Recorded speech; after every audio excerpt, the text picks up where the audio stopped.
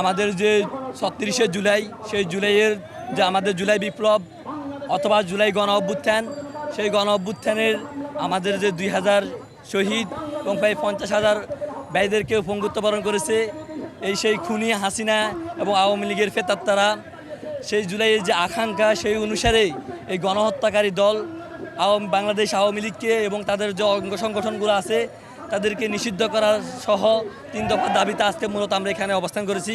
আমাদের সিলেটে আমরা আজকে এখানে বৈষম্যবিরোধী ছাত্র আন্দোলন, সাধারণ শিক্ষার্থী, সাধারণ ছাত্র জনতা এবং আমাদের সাথে দেখতে পাচ্ছেন ছাত্র শিবিরও এসে সংযুক্ত হয়েছে। আমরা সবাই মিলে সেই জুলাইয়ের মতো আবারও ঐক্যবদ্ধ হয়ে জুলাইয়ের মতোই আজকে আবার আন্দোলনে নামছি। আজকে আমাদের দাবি, গতকালকে আমাদের দাবি ছিল একটা, নিষিদ্ধ সংগঠন ছাত্রলীগকে নিষিদ্ধ করা। তো গতকালকে মূলত ৩ দফা কর্মসূচি ঘোষণা করা হয়েছে।